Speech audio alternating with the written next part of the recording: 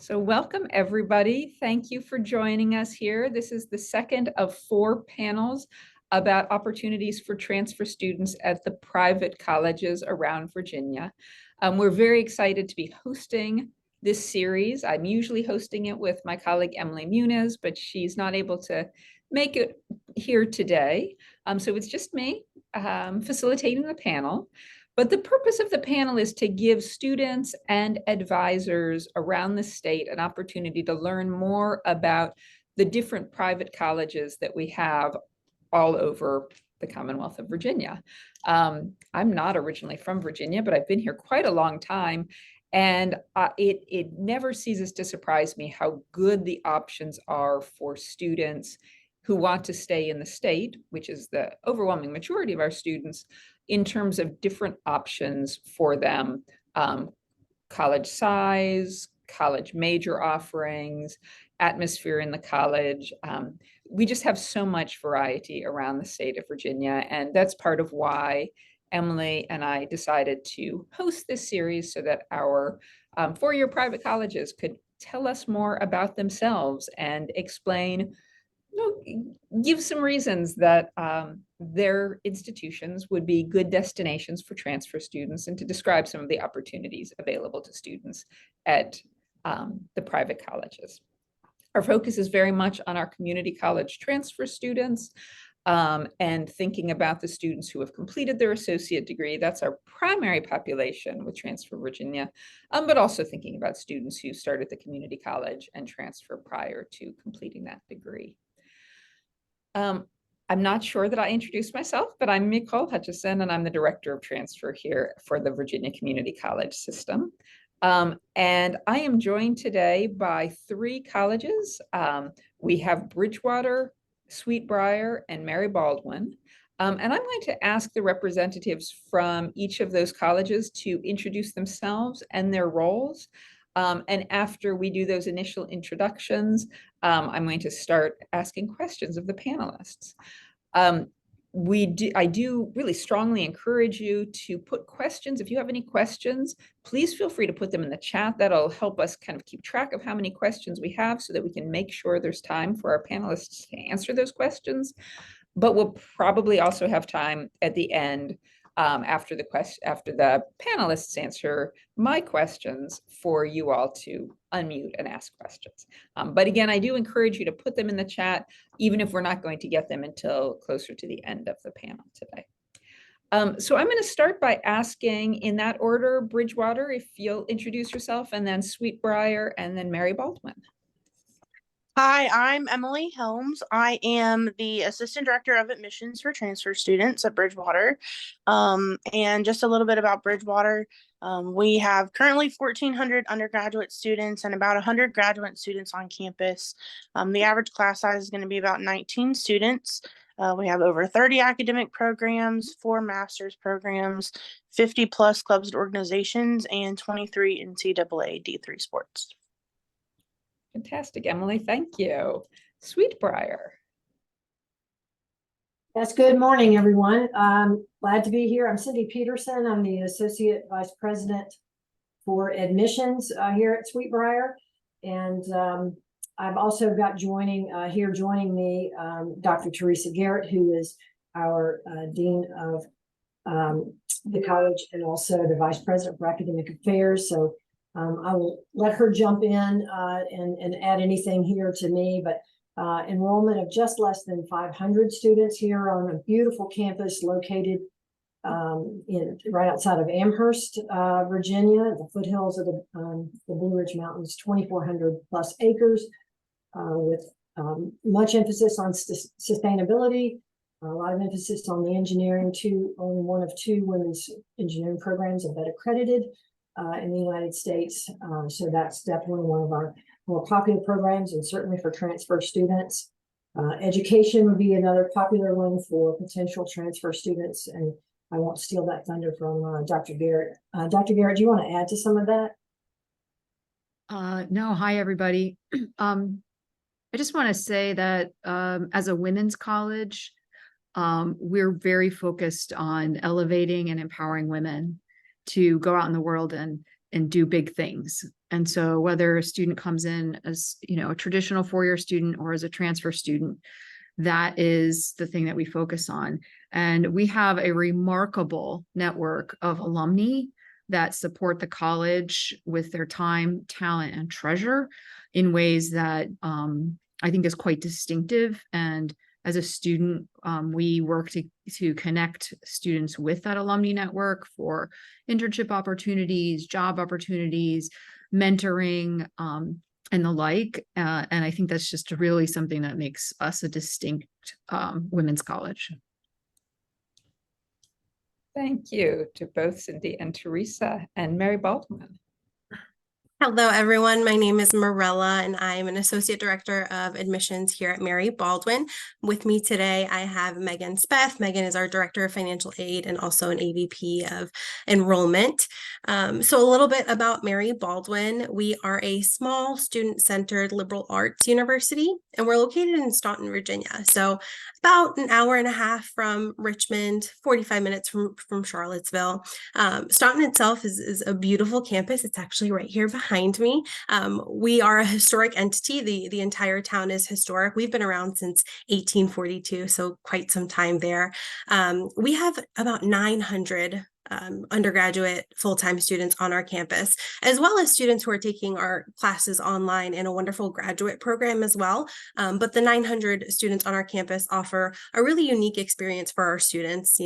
At MBU, you're not just another name on an assignment. You're an individual that really gets to know the faculty and professors and your classmates as well. So we would love for everyone to come to visit us in our historic campus.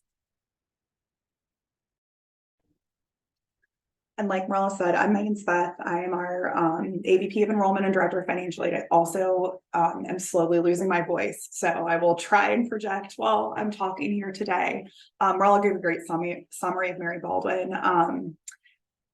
I will focus mainly on talking about financial aid. I will say, as someone who was a transfer student and who has worked with transfer students for many years, we are small in the hand-holding type of way. So we do allow our students to have the opportunity to work one-on-one with everybody on campus. Our financial aid office is really small too, and we know that that cost is a lot of the concern here as well, and we're happy to jump in and work individually as well. Fantastic. And when we started organizing these panels, we just asked the colleges to sign up for the time that worked best for them. It's interesting that we got 3 of the most beautiful campuses in Virginia here today. I visited all 3 of your campuses, and they are all just stunningly beautiful. That's not intended to be the common theme, but it is a common denominator today. And Megan, you previewed my first question because I want to go directly to a source of a lot of concern and confusion and sometimes myth making or myth continuing, and that's about cost. So my question for each of you, and I'm going to ask you to go in the same order that you introduced yourselves. So Bridgewater and then Sweet Briar and then Mary Baldwin. Prospective transfer students often worry about the cost of private colleges. How do you respond to that concern? So Emily, do you mind starting with Bridgewater and talking about your response to that? Yeah, absolutely. So Bridgewater is actually for the fall 24-25 academic year, we are actually dropping our tuition to $15,000 for that academic year. And so that's really going to allow transfer students to see the upfront cost of what it takes to educate a student at Bridgewater. And we are kind of dropping that high value, high discount rate method at Bridgewater and kind of getting real and transparent with the students on what it costs. And so with that, we still offer a transfer merit-based scholarship on their cumulative community college GPA. And we are also still offering a Phi Theta Kappa scholarships for those students as well. So those merit-based scholarships range from $1,500 to $3,500 of that $15,000. And then that PTK scholarship is $500 on top of that if they're a member of PTK. With that $15,000, the Virginia Tuition Assistance Grant also plays into that, as well as the Virginia 2-year grant. So if a student is earning that associate degree, then that's also going to help them whenever they are transitioning into Bridgewater. Thank you, Emily. And how about Sweetbriar? Okay, and for Sweetbriar, so our tuition coming into this fall was $23,730. And we do as well, just like Bridgewater, we do offer transfer scholarships, which range anywhere from 5,000 to 11,000 based on the college GPA.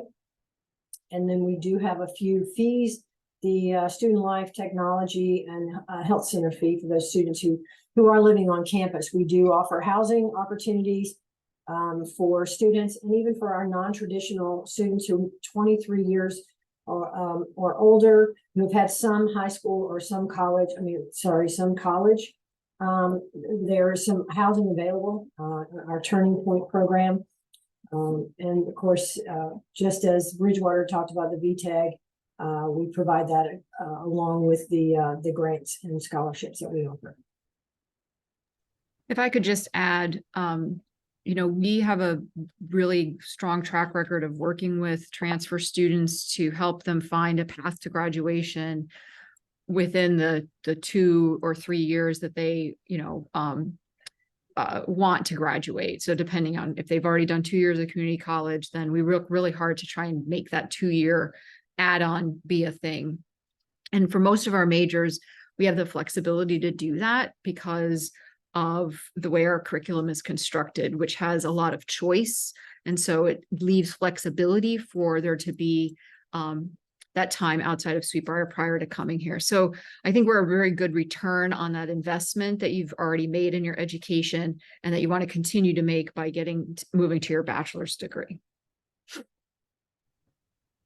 Thank you. And how about Mary Baldwin? Sure. Also, I'm having a hard time with my voice and they are blowing leaves behind me. So if you can't hear something I say, let me know. Regarding Mary Baldwin, we have 2 opportunities students can transfer in, and the cost is a little bit different. So the first one being a residential, your traditional transfer program that you would be thinking about, where a student would come and live on campus or live close to campus and do in-person classes. And with that, for our Virginia residents that make less than $60,000 a year, their family income is less than $60,000, we have a program called Access MBU that will actually cover all of their tuition if they qualify for that program. And that has been very successful, particularly with our Virginia students coming in. If they live on campus, they are responsible for the room and board cost, although a lot of the Access MBU funding will help towards that room and board cost as well, making us incredibly affordable. For our online students, they pay a per credit hour rate, and we do have some scholarships for that as well. We have a PTK scholarship for both sets of our transfer students. It's $1,500. So for online students, as long as they're enrolled at least half time, it's that $1,500. And then for our residential students, they get that $1,500 as well. And then the Virginia Community College Transfer Grant, we also take that, and VTAG. So we really do everything we can to work with students individually. We know cost is a huge concern. We have a very high Pell population, so a very high low income population. So, and we've worked with low income students for a long time in order to make their education affordable. We also know that students are interested in how credits are going to transfer in, because that impacts the cost, right? If credits are going to transfer in, it could take them 3 years versus 2 or whatever they're bringing in. And so we're incredibly transfer friendly as well. So students can finish that degree, and they can also attend year round, fall, spring, and summer, if that'll help them get through that degree plan sooner and get to that job that we know we're trying to get them prepared for. Thank you all for describing the ways that you've really worked to make your colleges more affordable for all students, but here specifically for transfer students. And adding to what all 3 of you, of your institutions were describing here, Bridgewater and Sweetbriar and Mary Baldwin have all worked very closely with Transfer Virginia. I describe all of them as very transfer-friendly institutions that have discipline by discipline worked with us to make sure that our curricula in our different majors transfer well and set students up for a 2+2 plus 2 year pathway. So thank you for describing some of the other things you do in addition to making sure that students are transferring credits, or that the credits they've taken at the community college are transferring well. We have a question in the chat that's kind of related to this, but I'm going to hold off on that question for a little bit. We will make sure that we address that question, and I'm going to take this opportunity to remind you all in the audience to please put your questions there. That first question that's popped up is a really good one. But I want to move now to providing all three of our institutions here today an opportunity to showcase some majors or academic programs that they're particularly proud of, or that might fly under the radar, or that they would like to share specifically with transfer students. So my next question for all of you, and this time I'd like to start with Sweet Briar, then go to Mary Baldwin, then Bridgewater. Tell us about a major or an academic program or two that you think might be particularly interesting or appealing to a prospective transfer student. So an opportunity to highlight a major or academic program that you think would be particularly interesting or useful for transfer students. And Sweet Briar, if we can start with you. Well, I have a hard time picking one. But I will, because you said to pick one. Or two. Okay, well, then maybe I'll take you up on that. I think I'm going to go with our environmental science program combined with our certificate in sustainable leadership and sustainable agriculture and food systems.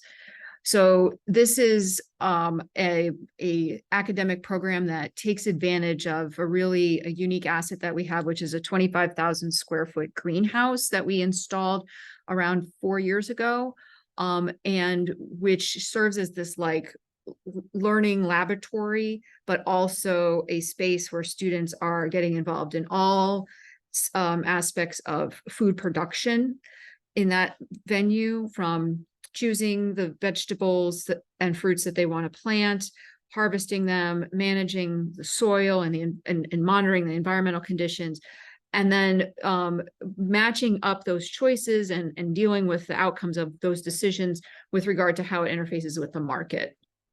So we have a hydroponics bay, which is growing lettuce and tomatoes and cucumbers, which are going out into local restaurants and other schools and into the dining hall that the students eat.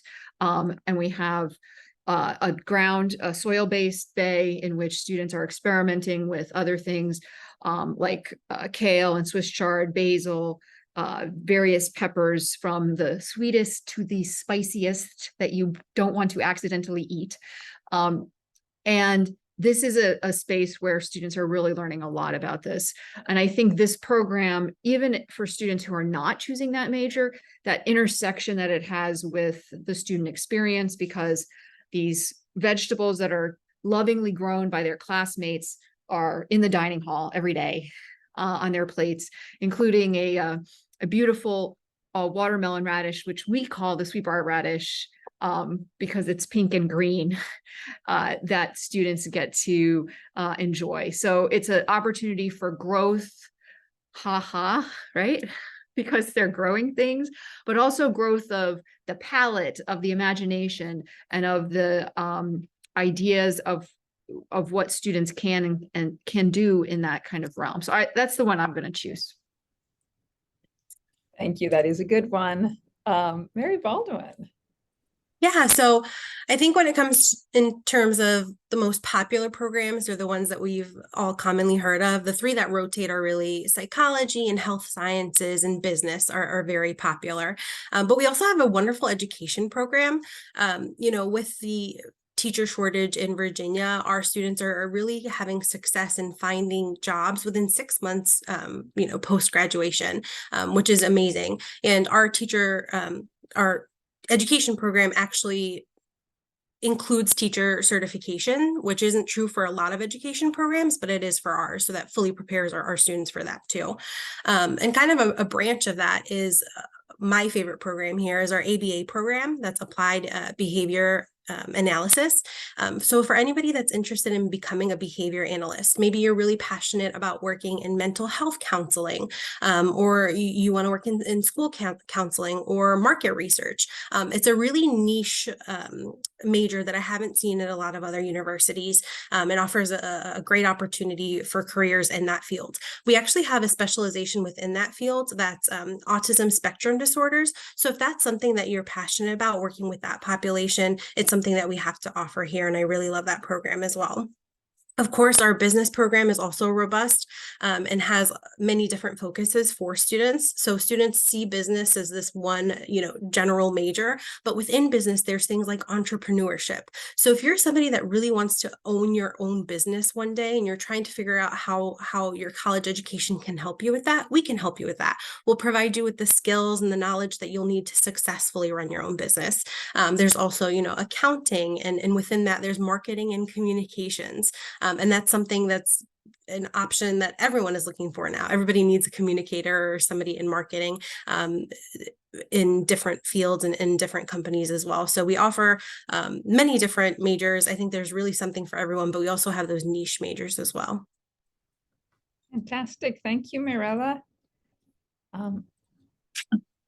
Bridgewater, Emily.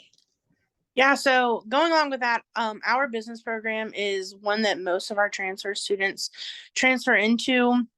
And the benefit of that program is that it is one of our larger majors on campus, but it is the one that transfer students can complete the most of while they're at the community college. So these students can work to earn most of that degree while they're in their community college and fulfilling their associate degree as well. So then when they transfer in with that degree, they can go in and complete their program within a year to a year and a half, and then focus in on a specific area like accounting or economics or international commerce, and pick a specialized area that they're really interested in. We also provide internships in the local area as part of the curriculum for the business program. And so the professors have been out in their field and worked, and now they've come back to teach, and they have these networks available for students, and they're readily available. A lot of our learning at Bridgewater is going to be hands-on and practical application based. So in your accounting classes, you'll get firsthand experience with QuickBooks, which most companies are using these days. You get to work with startup companies in your entrepreneurship class and help them build their 5-year plan. And then you actually take a business law class from actual lawyers and get real world firsthand experience in that. And then the business major is actually one of the programs that we actually have a pre-approval for our master's program. So if a student is in the top 20% of the business program, then they are pre-approved for our Master's of Human Resource Management master's program once they've earned their bachelor degree. Fabulous. Thank you, Emily. For the next question, I'm going to start with Mary Baldwin on the next question and go to Bridgewater and then Sweet Briar. So in the examples that you all just gave about programs and majors, it was mostly focused, not surprisingly, on the academic side of things, because that's what my question asked you to talk about. Transfer students are often solely focused or primarily focused on the academic side of college and not thinking necessarily as much about the extracurricular side or the co-curricular side. But there are a lot of experiences to be had at baccalaureate granting institutions that are very much outside the classroom. And so what I would like for you all to do with my next question is to highlight some of the things besides or beyond majors and academic only programs that transfer students could access and benefit from. So my question for each of you, and again, I'm going to start with Mary Baldwin, then go to Bridgewater, then Sweet Briar. Tell us about an extracurricular, or it could be co-curricular, program or two at your institution that you'd encourage transfer students to attend, and also how they benefit from and access it. For example, you might talk about internships or study abroad or leadership program. There's so many things that I'm not going to give all the examples, but Mirella and Megan, would you like to start? Sure. So I'll kind of segue from what most transfer students are worried about, which is academics, and a resource that I think is wonderful for that is our McCree Center of Student Life and Success. So at our McCree Center, we actually have advisors that are there to set our students up for success. And they do that in different ways. While students are in school, and actually up to a year post-graduation, these advisors have workshops set up for students to help with things like resume building and interview skills and even taking professional headshots. So they really set up students for success when it comes to graduating and finding that dream job and landing that position as well. But they also help them in kind of designing what that's going to look like while they're still in school. So you mentioned internships and mentorship programs and practicums. Those advisors are there to help students find those resources as well. Some of those are actually built into our programs. So some programs like our social work program requires in-person field hours. Of course, our teaching program requires, student teaching and hours in that as well. But for the programs that don't require it, we have those options for students. And it's really all about networking. I'm sure people have heard the phrase, sometimes it's not about what you know, it's about who you know. It's definitely about what you know, right? We want to prepare you to have that knowledge and be successful in the career that you're looking for. But it is sometimes about who you know to kind of get your foot in the door. So we really provide those networking opportunities for our students. Our advisors themselves and the faculty themselves become those great networks for our students and can promote those internships that they know of, and they're in the field and they're familiar with that as well. So that's a resource that I think students should really take advantage of while they're in school, is look for those academic resource centers and use it, because you're not only paying for the classes that you're taking, but you're also paying for all of those resources, and it's something important to look into. And now switching gears to something that I think is really, really fun is our amazing study abroad program that we have at Mary Baldwin. We have partnerships with schools in places like Ireland and Japan and Taiwan and South Korea. So our students have the ability to go typically for an entire semester and study abroad. And it's really a great opportunity to immerse yourself in a totally different culture. I say this all the time, once you graduate college, it's a lot more difficult to travel on your own dime. And this is a way to roll it into your education. It's a safer way to travel and a great way to immerse yourself in an experience for a set period of time. If traveling abroad for an entire semester is a little daunting for you, which it can be, we also have shorter faculty-led programs as well. They're typically 3-week programs, and they're tied to a specific subject or a specific course. And they change depending on what's available. But this year, our students have opportunities to explore the education system in Greece and hiking El Camino Santiago in Spain, and, getting to explore culture in Mexico. So those change, and it's exciting for us to see those opportunities as well. But I think study abroad is something that every student should take advantage of if they can. Thank you, Mirella. Emily, tell us about Bridgewater. Yeah, so going on with that, I was also going to highlight our study abroad program. We do have partnerships with over 50 different countries that students can pick and choose where they want to go and what they want to immerse themselves in. But if a student is nervous about spending 5 months alone in another country, we do also offer that May term program. It's 3 weeks. It's going to be faculty led, and it's designed to give them the opportunity to travel and be culturally immersed, but not have to be by themselves. So it's a class of, 25 to 40 students. One of our most popular is our South Africa trip, where they get to learn about medicines in the hospitals and how that works in the United States versus in South Africa. But also they get to go and do fun things like bungee jump off the world's tallest bungee bridge. And at Bridgewater, even transfer students receive 2 tuition-free May terms while they're there on campus. And then as extracurricular, I wanted to highlight our intramural sports program. We have over 30 different sports that are happening throughout the academic year, everything from our 23 NCAA D3 sports to things like ping pong and cornhole. One of our most popular is Battleship, where we actually put canoes in our pool and the teams have to sink each other's boats. So that's really fun and just a highlight, but it's really exciting, especially for transfer students, because most of them are commuting and they're not living on campus at Bridgewater. And so to have that opportunity to engage with campus and stay physically active and be a part of the campus community is really exciting for them. And that's a great way for them to do it. Thank you. And Teresa and Cindy, tell us about Sweet Briar. Cindy, do you want to be it or me? Teresa, I'm going to let you jump in, but I just want to make sure that you mention the jail grant. Oh, okay, well, and you should mention it. No, I can mention it. So we have a grants for engaged learning. Every student is awarded, including our transfer students, $2,000 that they can use to reimburse costs associated with some engaged learning activity, whether that's studying abroad, plane tickets or passports, or doing a research project if they need supplies, or going to a conference to present their work with a faculty member.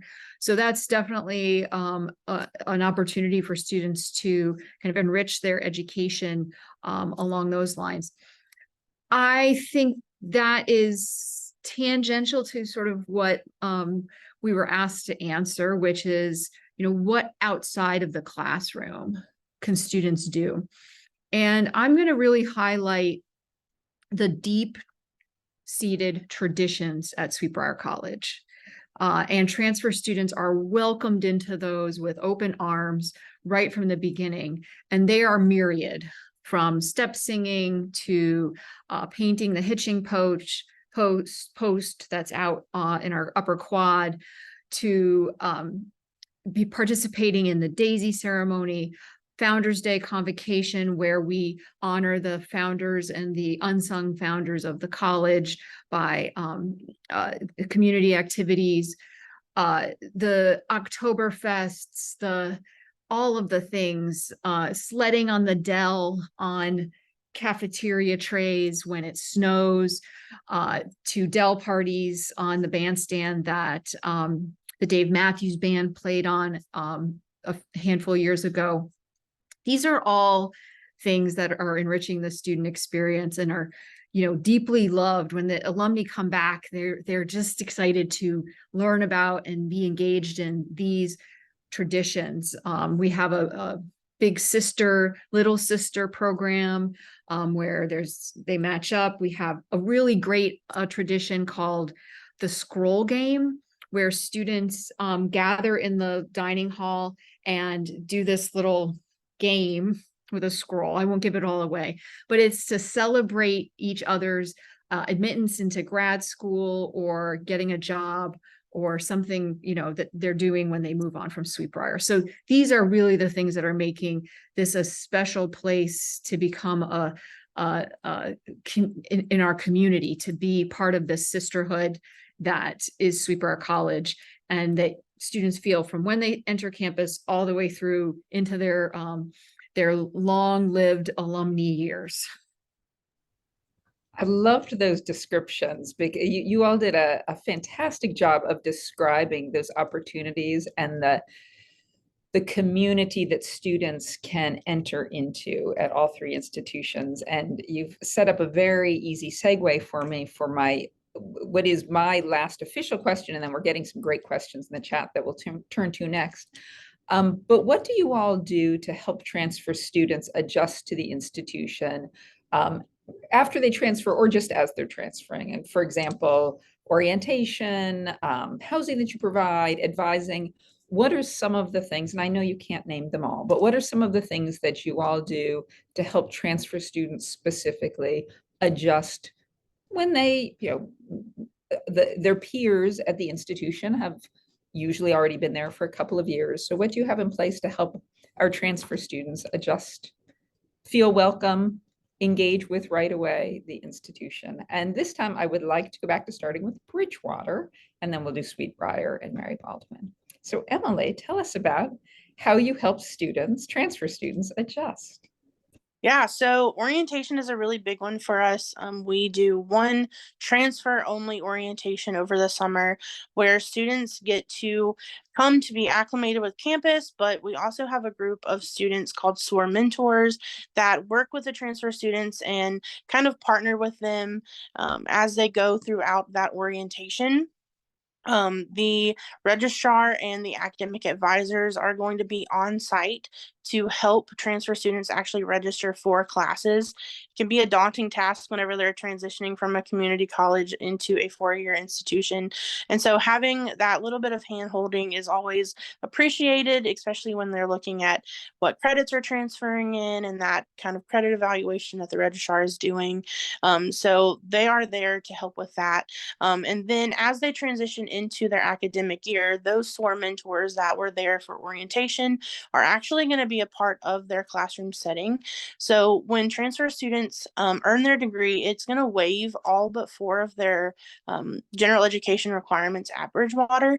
And those 4 credits are going to be a 3-credit class in their first semester.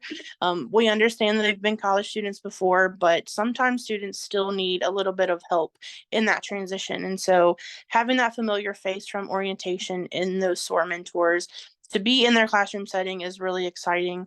But this FILA, the Foundations in Liberal Arts class that they take, is also really there to help them find resources on campus, show them how to utilize them, and allow them to adjust into campus in a way that we wouldn't have to do with our first year students.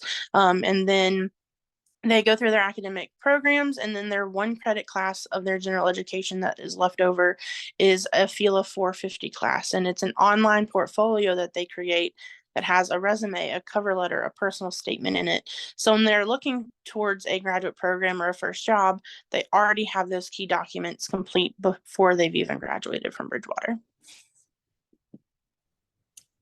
Thank you, Emily. How about Sweet Briar? Tell us about some of the things you do to help transfer students adjust. We're small, and so all of our faculty are the advisors for students. And so as soon as a transfer student is getting ready to pick their classes, they're sitting down with an advisor in the major that they want to go into to figure out that path to graduation. And then we work very closely to have that be manifest. We also have incorporate the transfer students into our orientation program, and they have special sessions that they do just to have with each other to know who they are, right? So part of the problem sometimes is who is also a transfer student. And so we're doing that work to kind of help them to help you all to connect with each other in that sort of shared experience of coming into Sweet Briar at a different stage of life. And as Cindy pointed out earlier, we have a special housing situation for students who are non-traditionally aged or who are over 23, and there's some different criteria. But in essence, this is a place that is more kind of like apartment living, sharing a house kind of situation. There's able to cook some meals, which is maybe something that transfer students are more used to doing than a traditionally aged college student. And so that's a space where though we require students with some exceptions to live on campus, this is a space that feels better for someone who perhaps is not so excited about living on a first year floor with a bunch of 18-year-olds who have just gotten their freedom from their parents and the like. So we're doing those things to help smooth the transition, have them have a special space at Sweet Briar. Thank you, Teresa. And how about Mary Baldwin? Yeah, so I think the best way that we support our students is really the community that we provide for them. So first and foremost, students will always get to interact with an admissions rep like myself. So you'll meet someone like me, and our job is essentially just to help you through the application process and walk you through it. I know Megan mentioned earlier, we do a little bit of hand holding, but we truly do. And we do that for our transfer students as well. So, we walk you through the application process, and then I kind of hand you off to advising. Every single student is assigned their own advisor coming in. And it's somebody that will sit down with them and really not only discuss, registering for classes, but what are your career goals? What are you looking to do? Is this track that you've you've chosen the right path for you, and looking at what major works for that student, and are they making the right decisions in that respect as well. And then of course, you know, the faculty are advisors as well. So having that faculty and that community and just people who are invested in your success is very important. Mary Baldwin's a very transfer friendly campus. We will transfer up to 84 credit hours. That's very many credit hours. And it's just to help students, you know, get credit for the classes that they've already taken.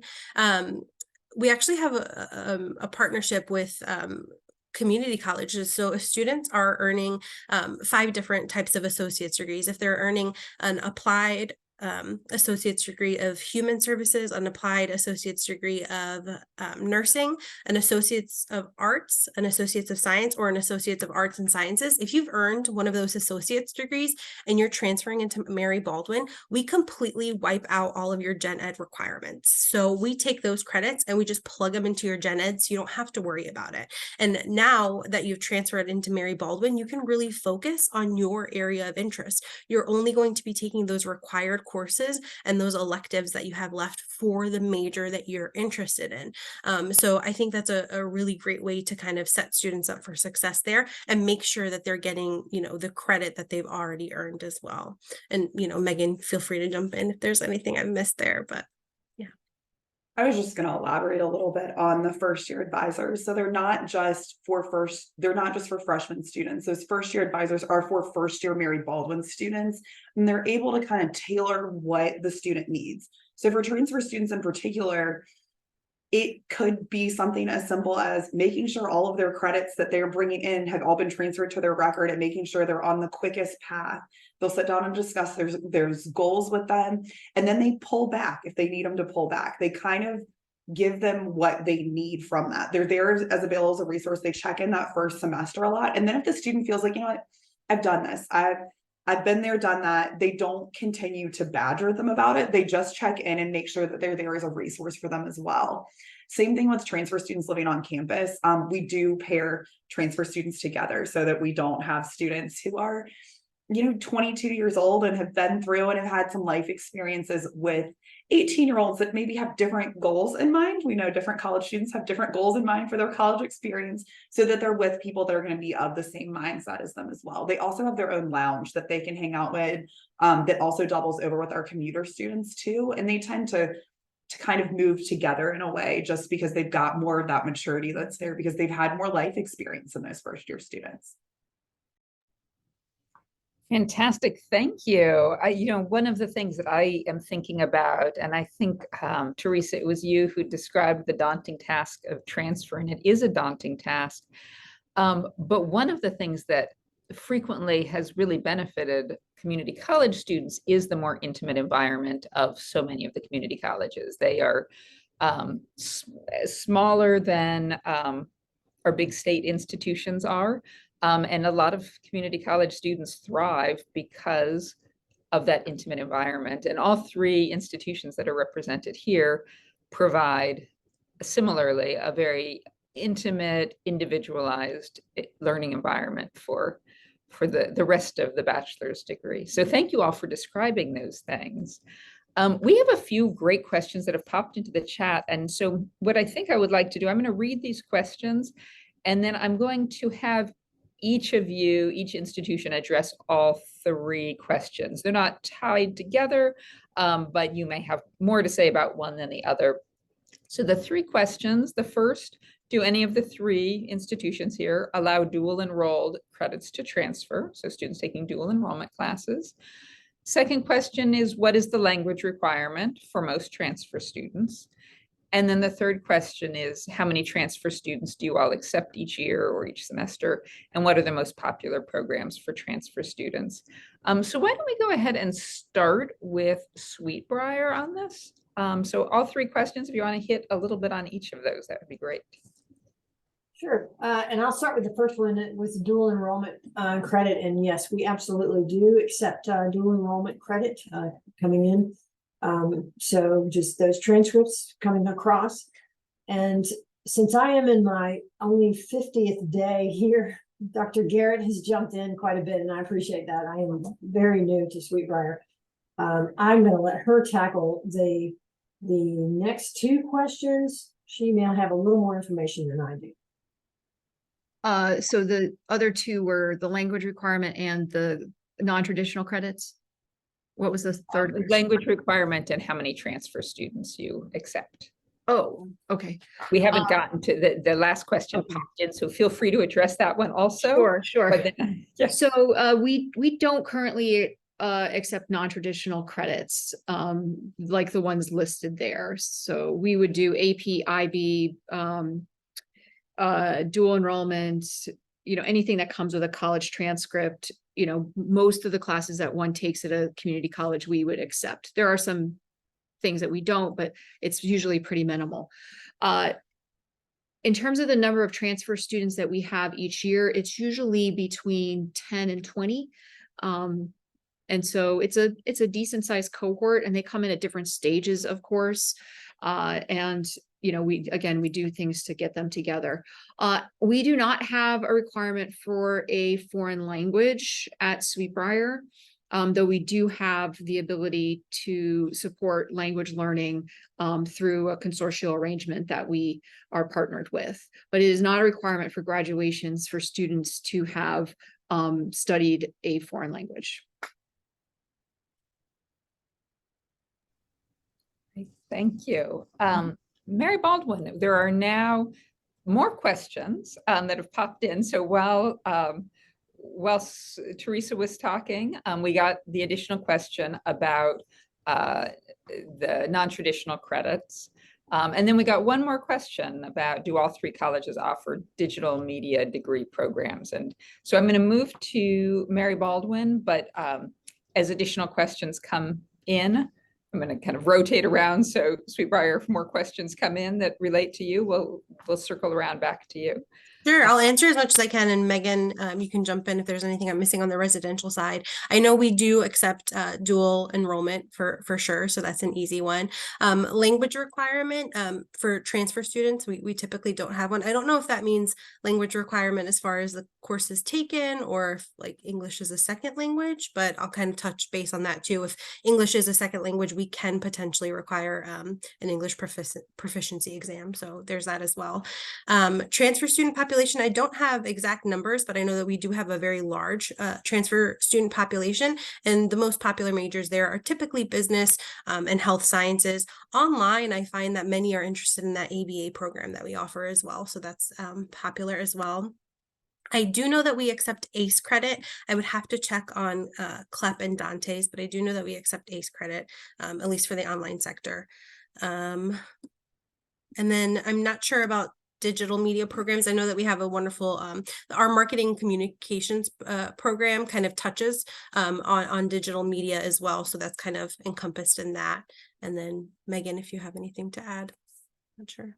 Yeah, just everything Marilla said. But we do, we admit about 100 transfer students a year, and we enroll about 30 for fall and spring, and then a little bit less for summer. We do also accept CLEP credits, but it's going to be individual based off of what the degree program the student's going into. Those non-traditional life portfolio credits tend to be looked at on an individual basis. And we don't have anything directly specific in digital media. But I will say we do have internships like we talked with McCree with our marketing department. And I know 3 of the last students that went through did part of their internship within the digital media within our communications department and have gotten digital media jobs since then. So yes and no is the answer to that. Terrific. And Emily, would you like to answer all or some of these questions about Bridgewater? Sure. So yes, we do accept dual enrolled credits. The language requirement, if a student is transferring in an associate degree, then there is not a language requirement. But if they are not, then they are required to either pass through our language placement exam or take 2 semesters of a language. We roughly admit around 40 to 50 transfer students for fall enrollment terms and around 20 for spring enrollment terms. We don't accept non-traditional credit. And The most popular programs are going to be our business, biology, and psychology programs. Teacher education is jumping up as we see a need for that here in the state of Virginia. And then we also do have a digital media and web design program, as well as a master's in digital media strategies. Wonderful. I want to see if there are any questions from our audience that you'd like to unmute or to drop into the chat for our wonderful panelists today.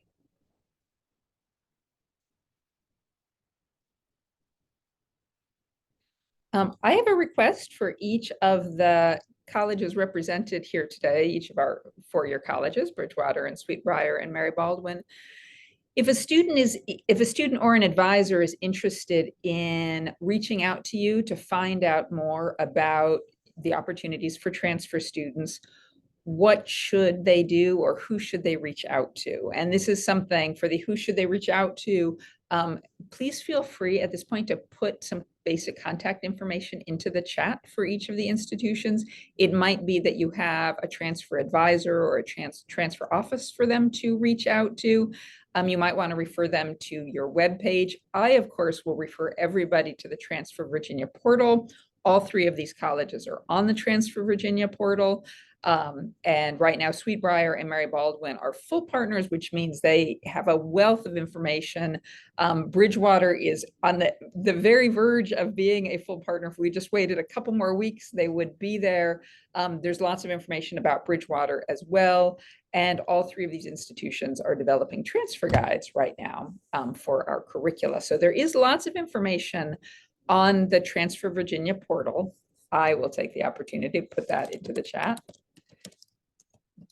But I would love for you all also to thank you, Emily, and thank you, Mirella, to just put the contact information if there's an advisor here or somebody watching the recording or a student who wants to reach out directly and start the process or get some questions answered.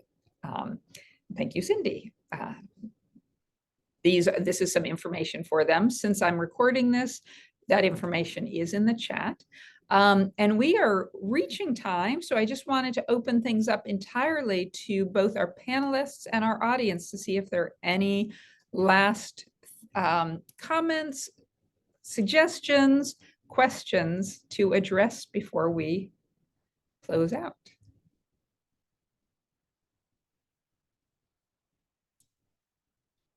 Well, again, I have visited all three of these institutions, Sweet-Briar and Bridgewater and Mary Baldwin, and they are all exceptional. I would feel very good about our transfer students heading in any of those three directions. And they all have programs, academic and extracurricular, that they've highlighted here that make them especially appealing and welcoming destinations for students. So I appreciate all of you coming today in the audience to learn more about these three institutions, and to our 5 panelists today. Thank you so much for your time and for sharing information about your wonderful colleges. Hope you all have a wonderful afternoon. Thanks so much for having us. Thank you. Thanks so much.